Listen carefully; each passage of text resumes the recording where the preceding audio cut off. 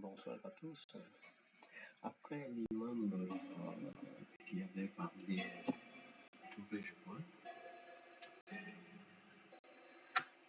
qui avait parlé dénonçant cette histoire de homosexualité, surtout de l'imam Amidou Berté, lui donnant aussi la voix.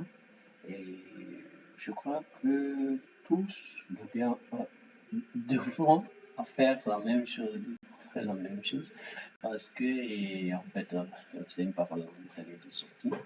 Et nous devons tous faire, comment on appelle ça, faire la même chose, dénoncer, parce que l'Africain a ses valeurs propres.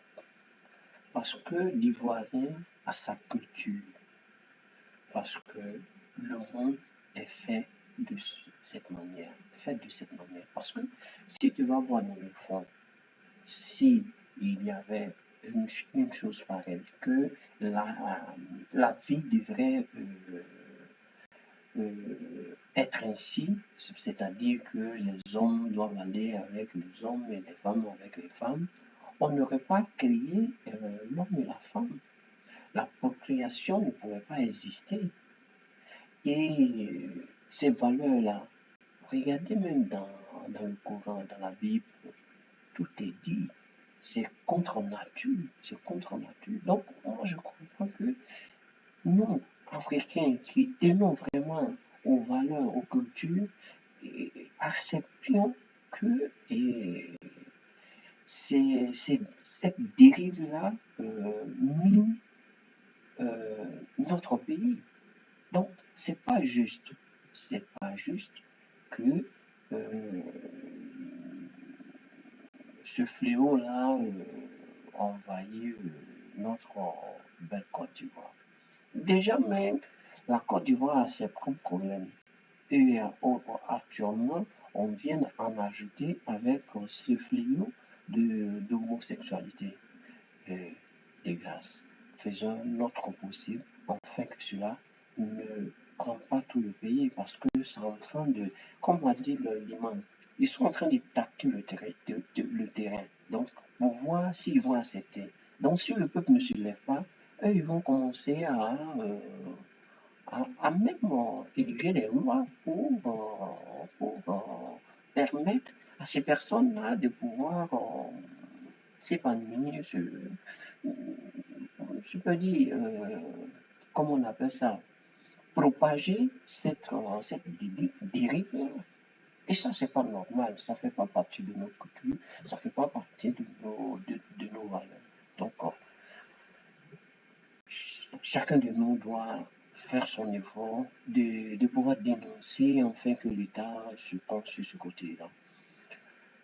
À la suite, je voudrais laisser l'imam s'exprimer, comme ça on pourra en ajouter quand il aura fini pour dire quoi, pour décortiquer ce qu'il a dit, parce qu'il a dit plein de choses qui nous intéressent et qu'on apprécie. Ok. On n'importe pas tout, on ne prend pas tout. On doit pouvoir dire aux Blancs aussi que nous sommes dans nos valeurs, on a notre intégrité, on a notre personnalité. Et puis, quand j'entends les chefs coutumiers, les rois et autres traditionnels dire, nous on est les gardiens de la tradition. Ça là, c'est notre tradition. Non. Les gardiens de la tradition, vous êtes où? La tradition est menacée. Ça ne sert à rien de rester dans vos chefferies, dans vos palais. Imam, sortez des mosquées, allez sur le terrain. Arrêtez de courir les bureaux, venez sur le terrain. Il y a menace, il y a péril. Sauvons notre pays, sauvons nos populations, sauvons nos familles, sauvons notre demain auprès d'Allah. Sinon, Wallah, Allah ne va pas laisser.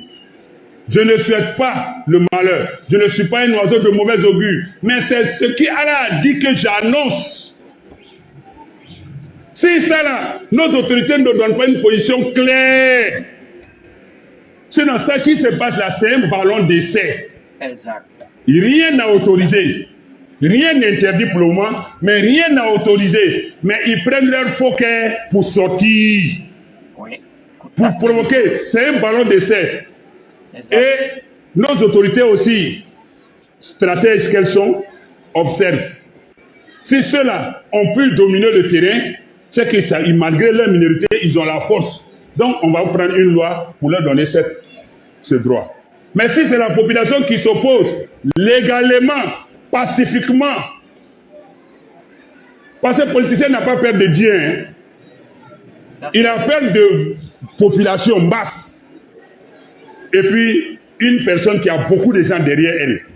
C'est les deux entités-là. La masse elle-même, ou bien une personne qui a beaucoup de gens derrière. Sinon, tu vas parler de Dieu devant un politicien, il s'en fout de ça. Il s'en fout de ça. Sauf un. Donc, du coup, c'est la population qui doit se concerter. Et puis ça, là, c'est aussi des conséquences de nos sœurs qui font du bataillage sur les réseaux sociaux, de l'impudicité sur TikTok. Surtout nos sœurs Doula, qui se disent musulmanes, sans pudeur, sans décence, sans honte, vont s'exhiber sur les réseaux sociaux, TikTok, des bêtises à n'importe comment. Tout ça là aussi, ça doit être banni. Mais sachez faire le discernement. Ce n'est pas tous ceux qui marchent comme femmes, qui sont pédés. C'est pourquoi je dis faites attention, sinon vous allez porter atteinte à des innocents. Parce que j'ai eu information de ce que quelqu'un même, c'est Allah qui l'a créé comme ça, efféminé, on les appelle les efféminés. C'est ça. C'est-à-dire c'est un garçon, mais il a tout d'une femme. Voilà. La forme, souvent même, c'est un garçon, mais sa manière de parler, de marcher, c'est comme une femme. Ça n'a rien à voir avec les biourous qu'eux-mêmes vont fabriquer. Hein. Voilà. Donc un homme comme ça, lui-même, il ne veut même pas qu'il est gêné de se sentir femme même. Mais c'est là qu'il a créé, il est efféminé. Bon, si toi, tu dis, tous ceux qui ressemblent à femme, mais tu vas les porter à tête à un innocent. Est-ce que vous me comprenez? Voilà, il faut faire beaucoup attention. Il y a des gens qui sont efféminés, qui n'ont ni vu ni entendu. Et puis vous allez tomber sur eux, que voilà un qui passe. Donc, Allah l'a créé dans une nature, il a obligé de changer sa démarche, mais malgré ça, ça va être trahi. Donc, pardonnez, ne vous faites pas justice. Nous, notre réaction là, c'est avec les autorités. Ce n'est pas avec les gens là. Ah, ça, c'est vrai. C'est pas.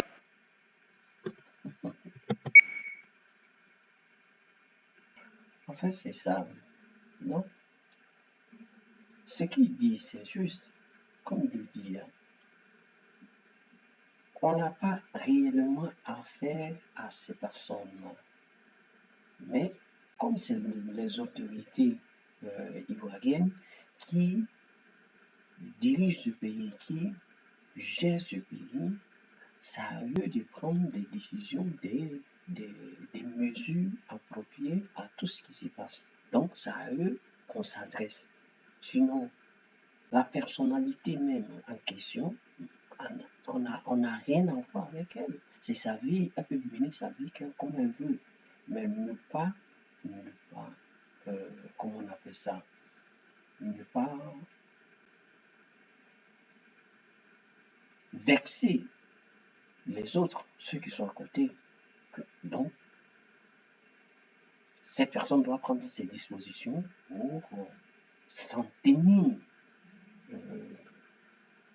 compte des personnes qui sont à côté, tenir compte de la population là où elle vit. Donc, ce qui fait que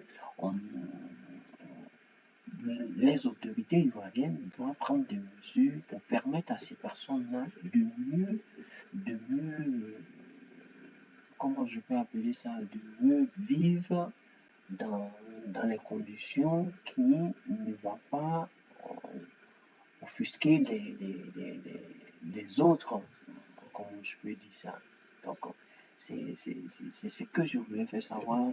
En réalité, c'est comme tu es chez toi à la maison. Ce qui se passe dans ta maison, là, ça reste dans ta maison. C'est pas dehors ici, tu vas venir me voir. Tu peux aller en parler avec quelqu'un, mais ça ne veut pas dire que tu dois étaler ça sur la, la place publique. Ça n'engage que toi. C'est toi qui dois gérer ta famille. Encore. Si toi tu vis une vie pareille, ça engage chez toi. Vis ta vie comme tu veux, mais faut pas venir gêner les autres avec ta vie. Faut pas venir emmerder les gens avec ta vie. Faut pas venir vouloir euh, que les autres fassent comme toi. Et c'est ça. Parce que en mettant dans cette dépravation sur la place publique, tu es en train de demander aux autres de faire comme toi. Tu es en train de dire, voilà une chose qui est bonne, faites aussi. Voilà, je veux que vous me rejoigniez. Un temps, c'est pas le cas. C'est pas comme ça. Ça, c'est des choses privées. Hein. Ça, tu dois faire ça en privé. Tu dois, check. Et puis, quand on dit faire ça en privé, c'est une manière de vous faire comprendre que on n'a pas à vous en vouloir autant, mais il faudrait que ça soit une chose privée pour ne pas avoir des, des dérapages, parce que on ne veut pas que nos futurs enfants, nos enfants, comment dirais-je, copient cette dépravation-là. Donc, essayez de de vous cacher au maximum, parce que moi, j'appelle ça cacher parce que moi, je ne veux pas que moi, mon fils devienne un homosexuel. Moi, je ne suis pas un homosexuel, donc moi, je ne veux pas que mon fils soit homosexuel. Ça, disons-nous la vérité. Bon, pourquoi? Bon, moi, je pose la question. Si moi, mes parents étaient homosexuels, est-ce que moi, j'allais venir? Est-ce que j'allais naître? Je n'allais pas naître. Donc, si vous trouvez du goût dans ça, que ce soit pour vous seul, ne venez pas emmerder les gens ici. Ne venez pas emmerder les gens. Restez dans votre coin. Et c'est une chose qui est contre nature. Moi, j'appelle ça contre nature, comme beaucoup de gens peuvent le dire. La nature nous a créés, disons, Dieu nous a créés comme toute personne peut penser. Dieu peut être un caillou, peut être ce que chacun de nous considère comme son Dieu. Moi, j'appelle Dieu comme ça. Et de deux, tel qu'on est créé, on est né d'une femme et d'un homme. Donc, c'est la continuation. Qu'est-ce que cette histoire de dérive? Moi, je ne sais pas. Où vous voulez aller? Admettons que, vous voyez, cela existe, qu'on accepte tous les pays, et tout le monde accepte ça et qu'on continue dans ça. Je mets encore 100 ans. Les gens vont commencer à disparaître. C'est-à-dire qu'il n'y aura plus de procréation. Ou bien vous allez trouver une autre formule. Les gens vont commencer à mettre les enfants au monde. Et c'est inadmissible. C'est vraiment récurrent. La Côte d'Ivoire souffre tant. Ne venez pas en ajouter avec cette histoire-là. Cherchez à évoluer, cherchez à trouver quelque chose d'autre. Pas cette dépravation, pas cette manque de considération de l'être humain. Moi, j'appelle ça manque de considération de l'être humain. Parce que Dieu t'a tout donné et tout ce que tu as, tu l'utilises de la mauvaise manière, je dis. Tu utilises de la mauvaise manière. Au lieu d'utiliser pour aider les gens, tu utilises de la mauvaise manière. Parce qu'un être humain est censé de pouvoir aider son prochain. Maintenant, si toi, de cette manière-là, tu vas contre la nature, moi, je ne vois pas où tu arrives à aider quelqu'un. Nous, on dit non à ça. Donc, les autorités, voyez cette situation-là de près, cherchez à pouvoir mettre fin à ça. Mettre un frein. Voilà, mettre fin à ça et mettre un frein. Donc, moi, sur ce, je vais vous laisser et on aura une autre vidéo pour vous entretenir sur d'autres choses, sur d'autres